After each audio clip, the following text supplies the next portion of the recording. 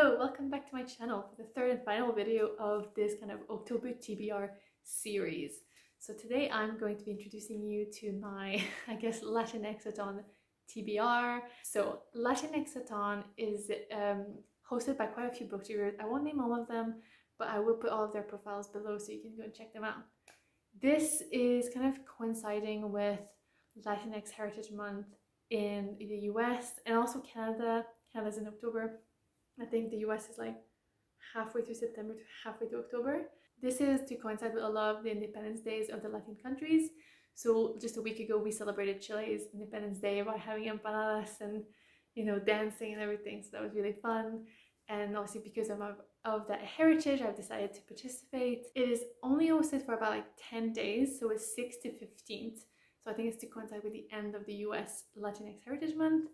But yeah, so I'll try to read as much as I can during those few days. I think it's just before we go on holiday, so I don't know if I'll have as much time as potentially planned, but I could always finish them, you know, later in the month. It's fine, I can totally do this. What, another themed shirt? I know, I'm very thematic this week.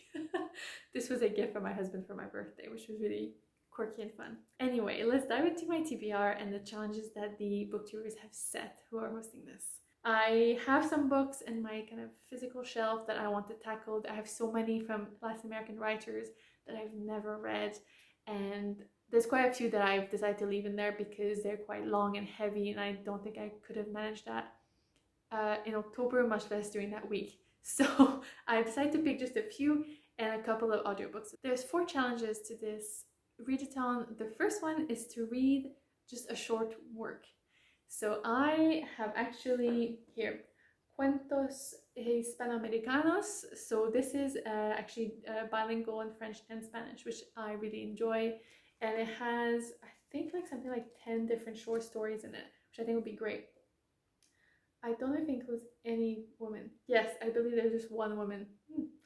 So includes the writers though from Mexico, Salvador, Cuba, Argentina, Paraguay, Colombia, Uruguay, Guatemala.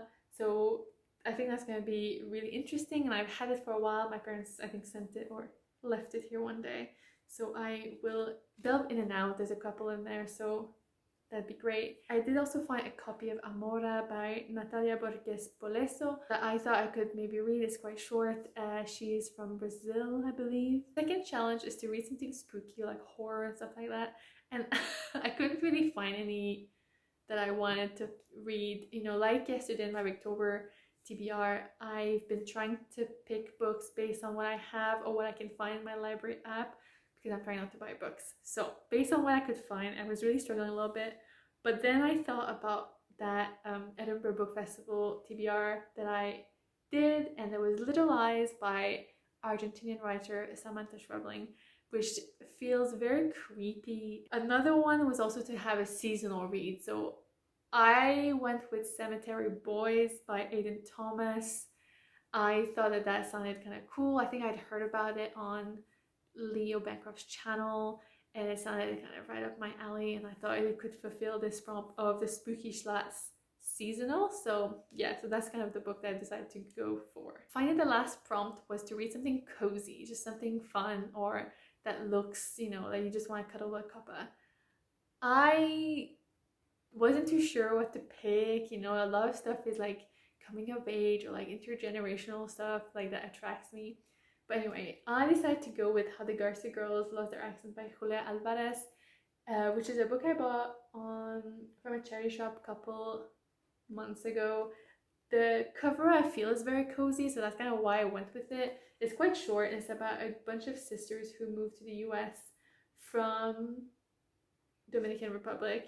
So I don't think it'll be as cozy and kind of frivolous as I think it could be, but I think it'll be really fun, and I think also it's helping me tackle a book from my physical shelf. I also have 2 more books that I was thinking maybe I can fit those in to my TBR for October.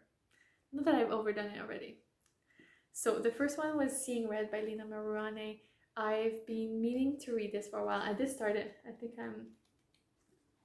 okay, I thought I started it. There's no bookmark in this. Sometimes I do that though.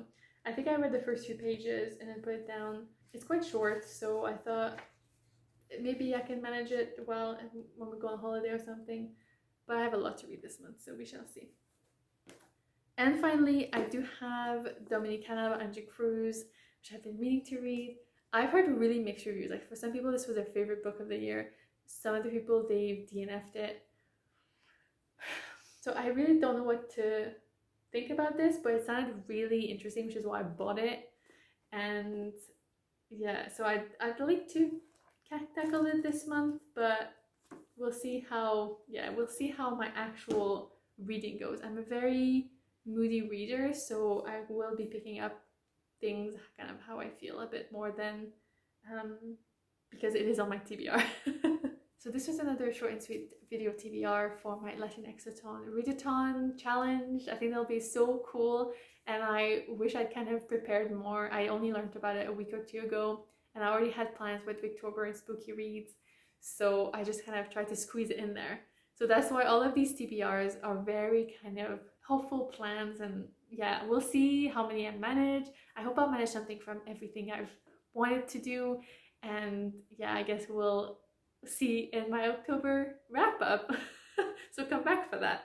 Thank you so much for watching. Let me know if you have any recommendation of great books you've read by Latinx writers, especially if they're female. I always love to discover new ones, well, to me anyway. And if you have read any of the books I've mentioned, you know, I would love to hear your opinions, start conversation. I always love talking about books, so don't hesitate to reach out.